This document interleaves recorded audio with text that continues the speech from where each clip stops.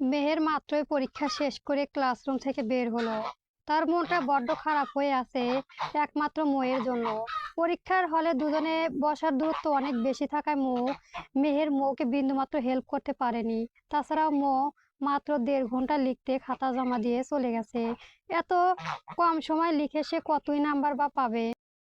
প্রতি এইটুকুর গভীর বিশ্বাস আছে যে মেয়েটার মাথা যতই তেরো হোক না কেন, সে সঠিকই মোটামুটি একটা মার্কস পেয়ে পাশ করে যাবে অন্তত। মেয়ের ক্লাসরুম থেকে বের হয়ে পুরো কলেজ ক্যাম্পাসের চারদিকে ভালো করে তারা তাকালো, কিন্তু কোথাও মৌকে দেখা মিলল না। মুহূর্তের মধ্যে একরাশ বিষণ্ণতা এসে ভরকালো তার মনে। মেয়েটা হঠাৎ কোথায় চলে গেল সে কিছুই বুঝতে পারছে না। মেহের কেনা বলে মৌ সাধারণত কোথাও এক পাও নড়ে না, সেখানে আজ তাকে একা ফেলে রেখে নিখোঁজ।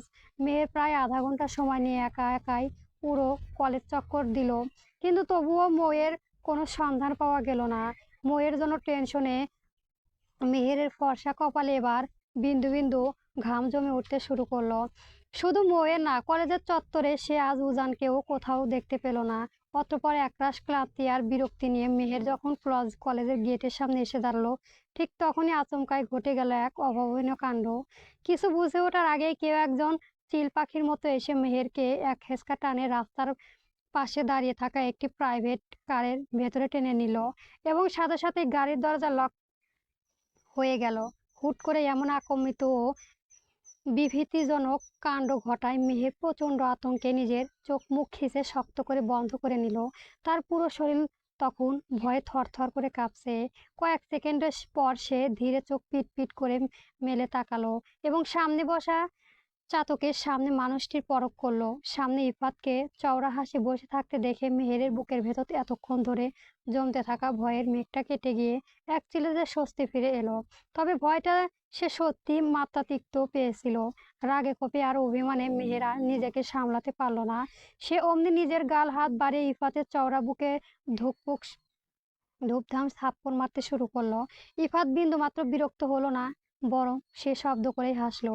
এই প্রথম মেয়েটি নিজের থেকে নিজের অধিকার খাটিয়ে তাকে স্পর্শ করেছে। মেহেরের এই মিষ্টি মারের সামনে সে নিজেকে সম্পন্ন করে দিয়ে চুপচাপ বসে রইল, বিন্দু মাত্র বাধাও দিল না। বেশ কিছুক্ষণ ধরে মরার পর মেহের ক্লান্ত হয়ে নিজের হাত থামালো এবং চোখ রাঙিয়ে খুঁজতে খুঁজতে লাগলো। এভাবে কেউ বুনো পশুর মতো টান দেয়? হ্যাঁ, আপনি জানেন আমি কতটা ভয় পেয়ে গিয়েছিলাম। আমার তো বুক ফেটে যাওয়ার উপক্রম হয়েছিল, কেননা কোনো অন্য পুরুষ আমাকে টাচ করেছে। মেহেরের মুখ থেকে অন্য কেউ টাচ করেছে কথাটি শোনা মাত্র ইফাতের মুখে সেই চওড়া হাসি এক নিমিষেই উধাও হয়ে গেল। তার চোখের মণি দুটো রাগে লালচে বর্ণ ধারণ করলো। সে এক তীব্র হুঙ্কার দিয়ে কঠিন কণ্ঠে বলে উঠল, জিহ্বা টেনে একদম ছিঁড়ে ফেলবো সেই শকুনে যে আমার এই মিষ্টি ফুলকণাকে স্পর্শ করার দুঃসাহস দেখাবে। মনে রাখবে ফুলকণা, তুমি অনলি ওয়ান অ্যান্ড অনলি। এই ইফাত চৌধুরী ব্যতীত দুনিয়ায় অন্য কোনো পুরুষ তোমাকে ছোঁয়ার তো দূর ছায়ার পাশে দাঁড়ানোর যোগ্যতাও রাখবে না। Just minded. ইফাতের এই তীব্র অধিকারবোধে আর চরম পাগলামি দেখে মেহের এক দৃষ্টিতে অপলক হয়ে কিছু সময় তার দিকে তাকিয়ে রইল। তার বড় বড় চোখ দুটো কোণেই এবার জল চিকচিক করে উঠল। মানুষটা তাকে সত্যি বড্ড বেশি ভালোবাসে। তবে আকাশ সমান ভালোবাসা কি আদৌ চিরকাল স্থায়ী হবে, নাকি সময়ের স্রোতে একসময় ক্ষণস্থানীয় রূপ মিলিয়ে যাবে? মেহের নিজের মনের ভেতরে জমাট বাঁধা ভয় থেকে আনমনেই ফিস ফিস করে বলে উঠল, আমাকে আপনি ব্যতীত অন্য কোনো পুরুষ টাচ করলে আপনার সত্যি এতটা খারাপ লাগে? মেহেরের প্রশ্নের জবাবে ইফাত আর কোনো কথা বলল না। সে শুধু নিজের স্থির ও তীক্ষ্ণ দৃষ্টি মেহেরের চোখের ওপর নিক্ষেপ করলো।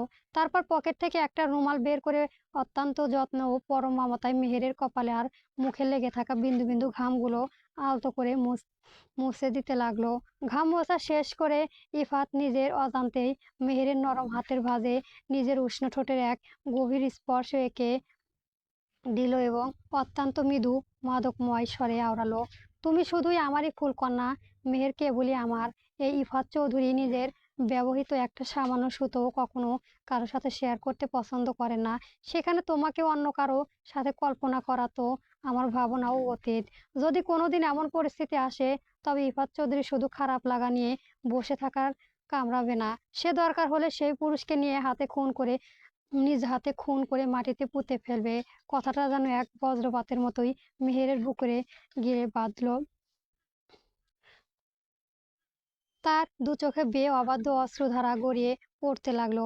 সে ইফাতের চোখের দিকে নিজের কাঁপতে থাকা চোখ দুটো স্থির রেখে এক বুক কাঁপানো প্রশ্ন করে বসলো, জ জ যদি কখনো আপনি শোনেন যে আমাকে আপনি ব্যতীত অতীতে অন্য কেউ অনিচ্ছা সত্ত্বেও স্পর্শ করেছে, কিংবা কোনো কলঙ্কের ছোঁয়া আমার গায়ে লেগেছে, তখন কি আপনি আমাকে এই মাঝ নদীতে একা ফেলে চিরতরে চলে যাবেন, নাকি সেই দিনও আমাকে নিজের ঘরের বধূ বউ করে বুকে টেনে নেবেন? মেহেরের এই আক্রমিত রহস্যময় প্রশ্ন শুনে ইফাত এক মুহূর্তের জন্য সম্পূর্ণ স্তব্ধ হয়ে গেল। মেয়েটার অতীত জীবনের সম্পর্ক তার বিন্দুমাত্র ধারণা নেই, তবে মেয়েটার চোখে সেই তীব্র আকুতি আর মনের ভেতরে লুকানো ক্ষতটা সে আজ ঠিকই বুঝতে পারল। ইফাত আর কোনো প্রশ্ন করে মেহেরকে ছোট করলো না। সে এক ঝটকায় মেহেরকে নিজের কাছে টেনে নিয়ে তার মাথাটা নিজের চওড়া ও শক্ত বুকের মাঝে শক্ত করে চেপে ধরলো। সে মেহেরের চুল নিজের চিবুক ঠেলিয়ে দৃঢ় কণ্ঠে বলল, ইফাত চৌধুরী কখনো ফাঁকা মুখে বড় বড় কথা বলে না ফুলকন্যা। সময় এলে সে নিজের ভালোবাসা হাতে কলমে প্রমাণ দেখিয়ে দেবে। আমার বুকে তোমার ঠাঁই আজীবন ছিল আর আজীবন থাকবে। ইফাত চৌধুরী কখনো কলঙ্কের ভয় পায় না। সে তোমার সাথে থাকার জন্য পৃথিবীর সকল কলঙ্ক নিজের গায়ে মাখতে রাজি।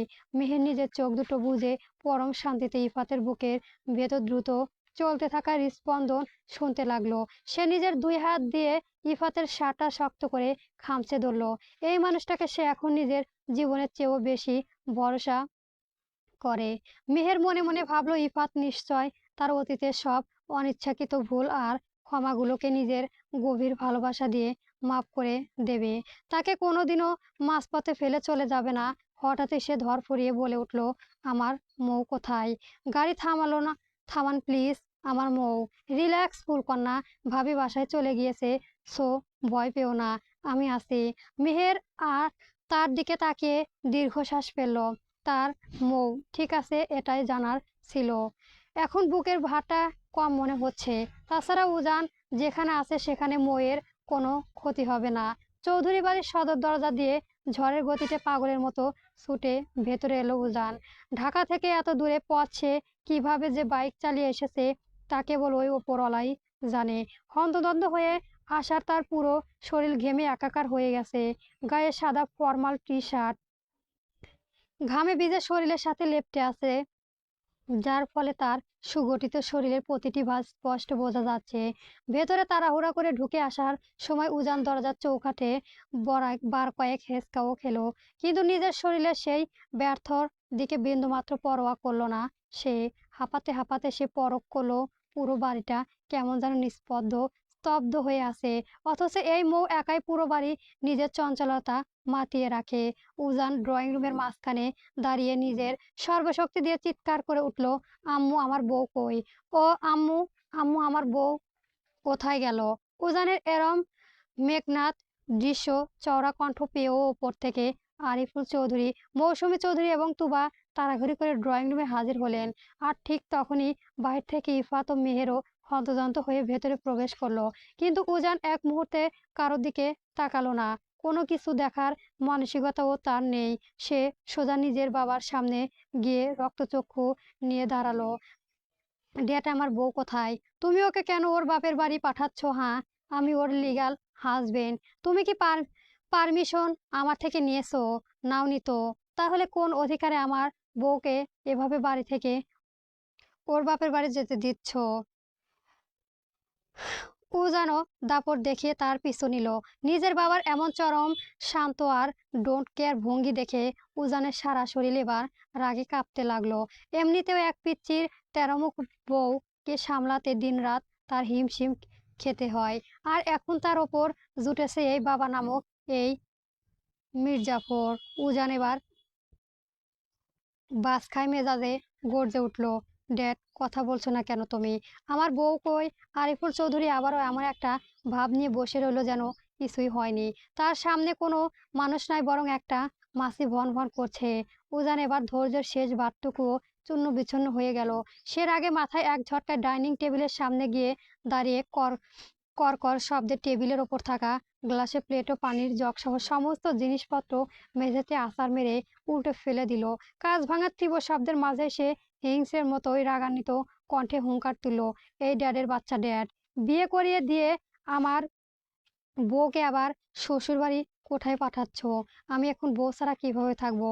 আমার বউ চাই, বউ দাও তাড়াতাড়ি। আল্লাহ গো, আমার বউ কই? ছেলের মুখে ড্যাডের বাচ্চা ড্যাড, এই এই নজিবিহীন পাগলামি দেখে আরিফুল চৌধুরী এবার একটু মনোযোগ দিলেন। তিনি নিজের খবরের কাগজটা পাশে রেখে গলাটা স্বাভাবিক গম্ভীর ভাবটা বজায় রেখে উত্তর দিলেন, দেখ উজান, তোর সাথে এই ফালতু বিষয়ে আমি অথ অযথা সময় নষ্ট করতে চাই না। তুই তো আমার মামুনিকে নিজে বউ বলে মানিস না, তবে এখন হঠাৎ এই বউ বউ করে কেন চিল্লাছিস? ওয়াট? আমি ওকে ওর নিজের ভালোর জন্যই বাপের বাড়ি পাঠিয়ে দিয়েছি। ভালো? কিসের ভালো? হ্যাঁ, তুমি যাকে মামুনি বলছো সে আমার বিবাহিতা বউ। আমার পারমিশন ছাড়া ওর ভালো চাওয়ার অধিকার তোমাকে কে দিয়েছে ড্যাড? আমার বউ ভালো থাকবে না মন্দ থাকবে তা আমি নিজে দেখে নেব। তুমি কেন মাঝখান থেকে ওকে বাপের বাড়ি পাঠাবে? বউ কই আমার? তাড়াতাড়ি বলো। ঠিক সেই মুহূর্তের ওপরে সিঁড়ির দিকে সবার নজর গেল। দেখা গেল তার বাবা সিঁড়ি দিয়ে একটি ট্রলি ব্যাগ হাতে নিয়ে ধীরে পায়ে নিচে নেমে আসছে। মোয়ের গায়ে জড়ানো এক অপরূপ লাল টুকটুকে বেনারসি শাড়ি ঠিক যেন এক নতুন বইয়ের সাজে সে চিরতরে এ চৌধুরী বাড়ি থেকে বিদায় নিয়ে চলে যাচ্ছে। মৌকে লাল শাড়িতে দেখেই উজানের বুকের ভেতরটা মোচড় দিয়ে উঠল। সে বিদ্যুৎ গতিতে মৌয়ের দিকে এগিয়ে যেতে চাইলো, কিন্তু মৌ অমনি উজানের উপস্থিতি টের পেয়ে এক ঝটকায় অন্যদিকে সরে গেল। তাড়াহুড়া করে এগোতে গিয়ে উজান সোফার কোণে পায়ের বুড়ো আঙুলে খানিকটা তীব্র ব্যথা পেলেও মুখ ফুটে কোনো শব্দ করলো না। মৌ এবার নিজের চোখের জল আড়াল করে এক বুক অভিমান আর বাস খাই মেজাজ নিয়ে উজানের দিকেই না তাকিয়ে চেঁচিয়ে বলে উঠল, আপনাকে বলছি না আসবেন না আমার কাছে, তবুও কিসের অধিকারে আসেন? আব্বু চলো। এরা একটা কথাও শুনবে না। আমি পরবর্তী গল্প পেতে আমার চ্যানেলটি সবার আগে সাবস্ক্রাইব করে রাখবেন। ধন্যবাদ। গল্প প্রফেসর উজান চৌধুরী চলবে।